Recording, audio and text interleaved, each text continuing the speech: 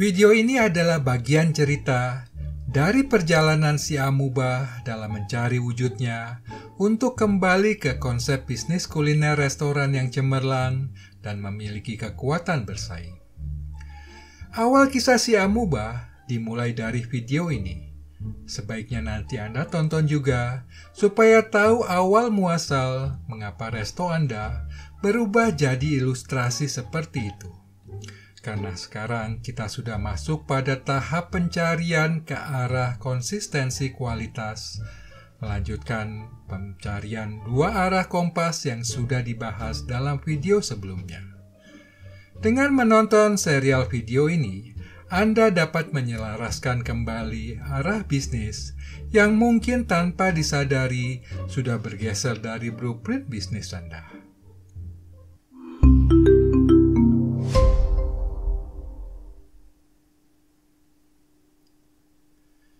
Senang bertemu Anda di channel Helmwood. Saya Hendra Mardoyo, kembali menemani Anda belajar manajemen bisnis restoran dengan bahasa sederhana, namun membuka wawasan dan membangkitkan inspirasi dalam berbisnis kuliner, restoran, kafe, rumah makan, kedai kopi.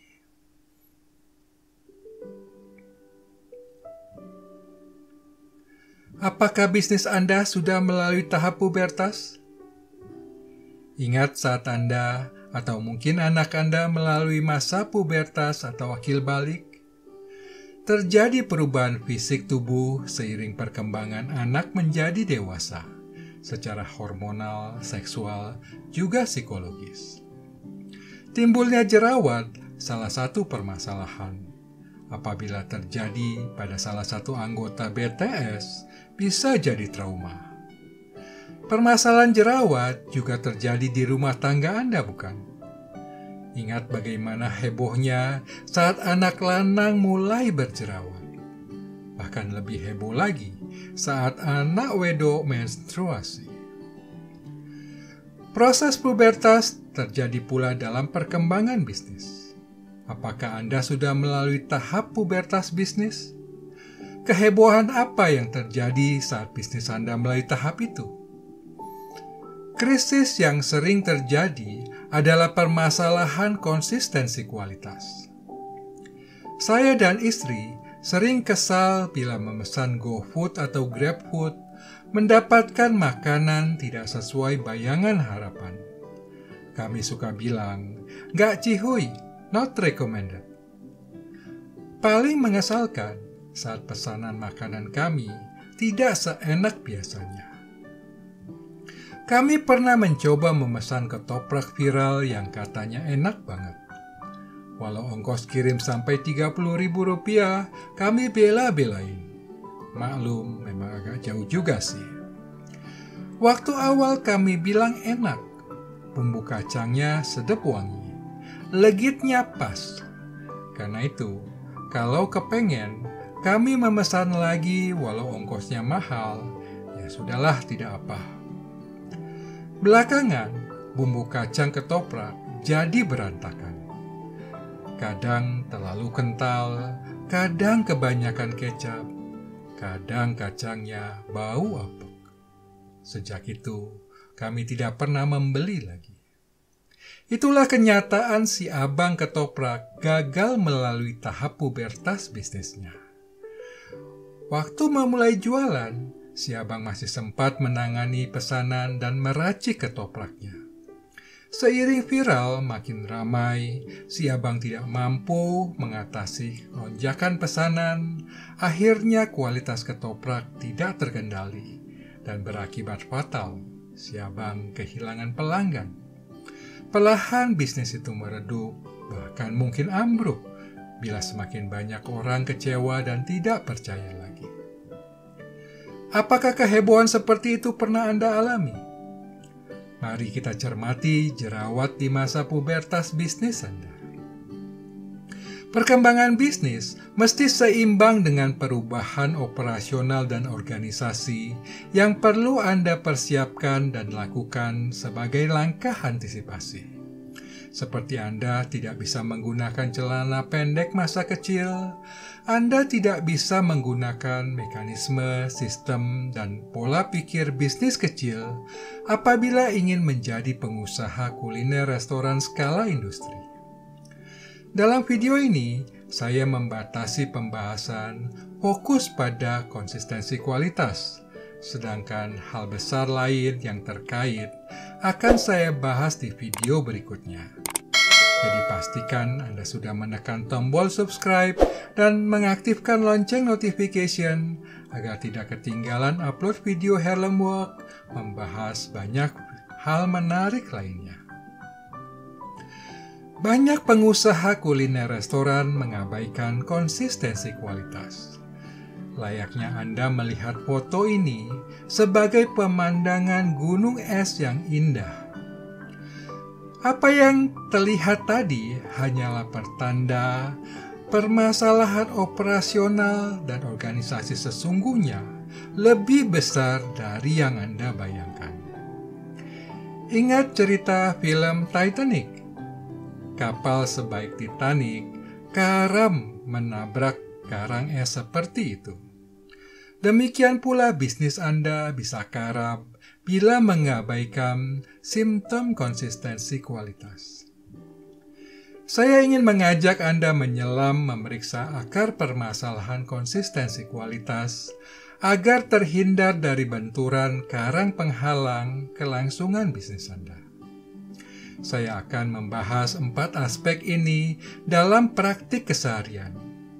Mohon Anda cukup tanggap mengasosiasikan relevansinya dengan kondisi bisnis Anda, karena mungkin kondisi lapangan kita berbeda satu dengan lainnya. Fokus utama mencapai konsistensi kualitas adalah pengelolaan operasional dapur. Anda perlu rutin membenahi dan seiring perkembangan bisnis, seperti kasus si abang ketoprak tadi, gagal melakukan antisipasi menghadapi lonjakan operasional waktu ramai, yang dikenal dengan istilah rush time. Kalau di bisnis restoran, ya waktu makan siang atau makan malam, terutama di malam minggu, hari minggu, dan hari libur nasional, serta saat ada event seperti pesta ulang tahun. Apabila tidak cukup persiapan, maka dapat dipastikan operasional dapur berantakan dan konsistensi kualitas akan tidak tercapai. Karena semua orang sibuk menyelesaikan pekerjaan sendiri tanpa peduli.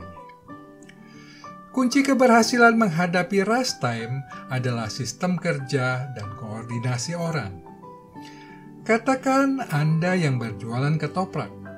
Antisipasi sistem kerja dan koordinasi seperti apa yang akan Anda lakukan?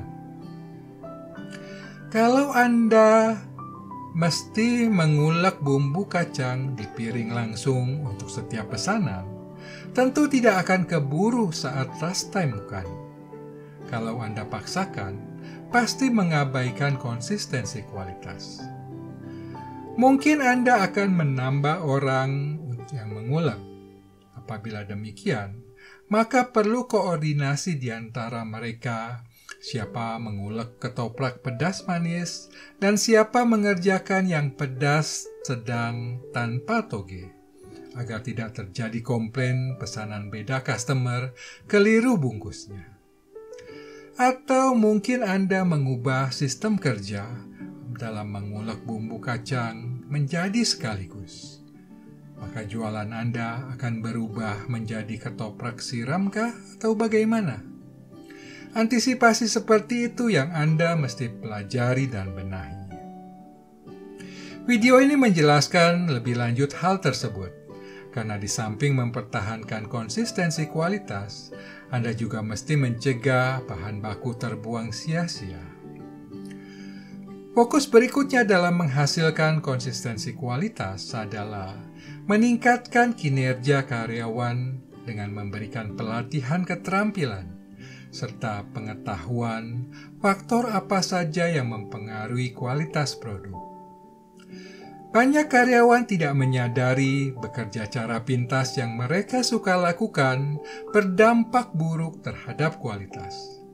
Karyawan bukan hanya perlu pelatihan, tetapi juga penegakan disiplin apabila mereka malas atau tidak mau bekerja mengikuti prosedur. Pergantian karyawan berhenti kerja merupakan titik kritis terhadap kesinambungan konsistensi kualitas.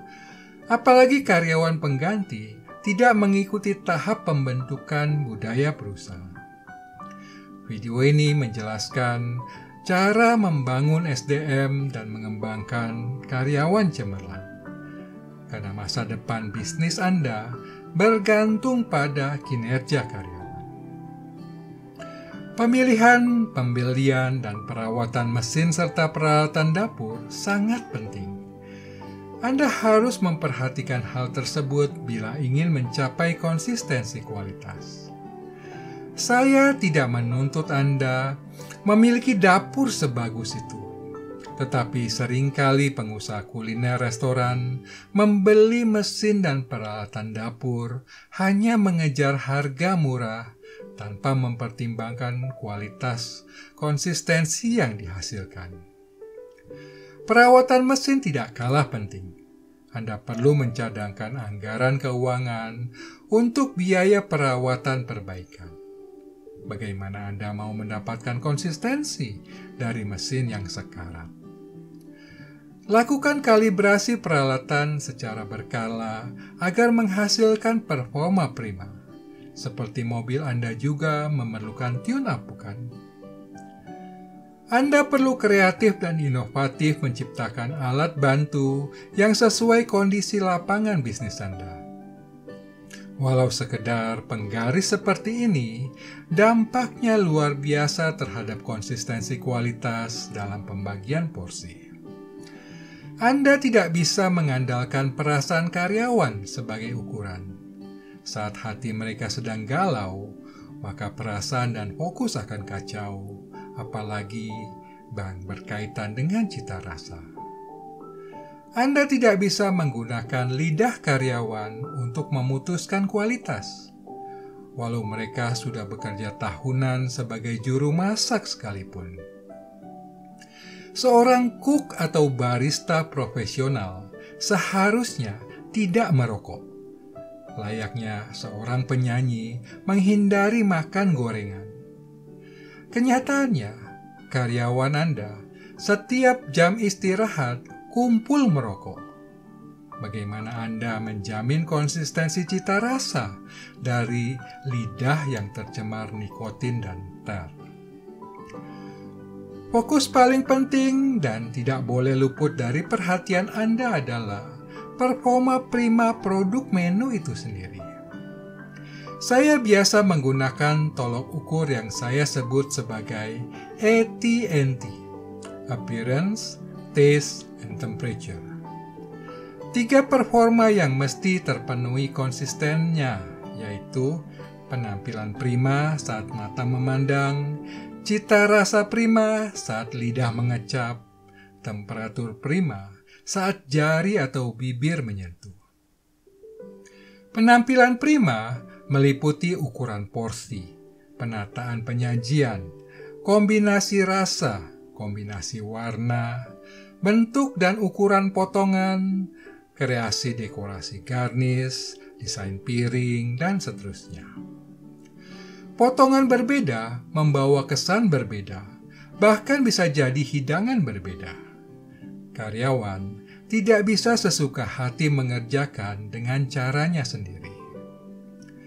Anda perlu membuat standarisasi dan menggambarkannya menjadi bagan agar dapat ditempel di dinding sebagai panduan mempermudah karyawan bekerja tanpa perlu menghafal dan tidak keliru. Temperatur dan waktu pemasakan menghasilkan kualitas berbeda, seperti kasus daging steak. Coba kembangkan bagan seperti itu sesuai produk menu di bisnis Anda. Saya suka ide mencantumkan indikator ciri fisik dan visual sebagai panduan memeriksa kualitas kerja karyawan. Dengan demikian, mereka dapat memastikan konsistensi kualitas. Sekarang saya ingin mengajak Anda melakukan product menu review, sekaligus menyambung pembahasan topik di video itu. Anda perlu menguji konsistensi produk menu paling tidak setahun sekali untuk memastikan akurasi pelaksanaan standar pekerjaan karyawan dalam menghasilkan cita rasa prima. Tentunya, Anda tidak ingin kasus Starbucks dalam video ini terjadi di bisnis Anda. Masih ingat cerita bagaimana pendapatan penjualan Starbucks merosot tajam akibat tidak menyadari penyimpangan cita rasa kopi mereka? Produk review yang saya maksud berbeda dengan customer review. Anda jangan GR, gede rasa, bila mendapat bintang 5 atau komentar bagus. Karena sesungguhnya Andalah yang paling tahu DNA produk menu tersebut. Saya sering kejeblos membeli makanan yang dibilang orang enak sampai viral. Tapi saat saya coba, apa yang dikatakan enak, ternyata tidak sama sekali. Saya tidak pernah mau membeli lagi dan tidak menyarankan orang membeli. Tapi apa yang saya sukai dan nikmati kelezatannya, mayoritas orang menyetujui pendapat dan penilaian saya. Mengapa begitu? Karena saya bertahun-tahun masuk dalam tim produk review. Saya tahu seperti apa rasa enak secara objektif dengan mengesampingkan penilaian impulsif atau subjektif. Anda juga perlu belajar bertindak seperti itu. Produk review bukan blind test dengan mata tertutup seperti itu, karena Anda mesti melihat wujud produk menu yang sedang diuji. Juga bukan panel kaku seperti itu, karena Anda perlu ada interaksi di antara tim, membahas penyimpangan yang terjadi, mengapa terjadi, dan bagaimana penyelesaiannya. Siapa saja tim penguji konsistensi kualitas? Pemilik usaha atau pimpinan perusahaan sebagai ketua panel, dengan anggota panel, para manajer atau kepala bagian, product development, supply chain, production, quality assurance, dan operation. Untuk objek pengujian, Anda pesan produk menu dari outlet secara acak tanpa mereka ketahui. Manajer operasional mesti berani lapang hati tidak memberitahu agenda produk review ke pihak outlet, karena akan sia-sia, buang waktu dan tenaga apabila objek pengujian bias. Aspek pengujian produk menu berfokus pada titik kritis terhadap cita rasa dan titik kritis terhadap kepuasan. Titik kritis terhadap cita rasa contohnya bumbu ketoprak kekentalan tadi, walau pedas manisnya sudah sesuai pesanan saya. Kemasan bawa pulang dapat mempengaruhi cita rasa, mengakibatkan spaghetti mengering dan saus tidak hangat lagi. Anda tidak bisa mengandalkan customer memanaskan hidangan dengan microwave. Mereka sudah capek kerja, sampai rumah mau ringkas tinggal makan. Titik kritis terhadap kepuasan kadang hal sepele, tapi sering membuat kecewa. Seperti saya tidak membeli soto Betawi lagi dari restoran dekat rumah karena emping yang digunakan keras tidak renyah. Saya beberapa kali menyampaikan keluhan itu, tetapi tidak ada perubahan. Entah mengapa mereka begitu sulitnya mengganti kualitas emping. Walau cuma urusan emping, dapat membuat kehilangan pelanggan. Mengapa Anda mesti melakukan panel produk review? Banyak hal terjadi selama kurun waktu 1 tahun. banyak perubahan terjadi tanpa disadari. Mungkin saat itu sedang kesulitan emping atau harganya sedang mahal, sehingga purchasing berinisiatif menukar jenis emping atau mengganti supplier. Atau mungkin Anda sendiri tanpa sadar melakukan atau menyetujui perubahan hal yang berdampak terhadap konsistensi kualitas, seperti menukar merek saus atau mengganti kualitas daging. Semua orang dalam tim pernah tanpa sadar mengakibatkan perubahan kualitas. Maka saat panel tersebut, masing-masing pihak harus kembali ke kita, back to basic, kembali pada standar prosedur. Kalaupun mau ada revisi, buatlah keputusan dan komitmen baru. Manfaat lain berkumpul bersama melakukan product review adalah membuat persamaan persepsi seperti apa cita rasa yang benar, sesuai standar SOP. Saat itu, manajer, product development, quality assurance, dan operations menyegarkan kembali pemahaman cita rasa sesuai standar, sehingga implementasi konsistensi kualitas di outlet dapat terwujud. Konsistensi kualitas sering rentan terhadap perubahan harga bahan baku. Dengan alasan menekan food cost, maka kualitas menjadi korban.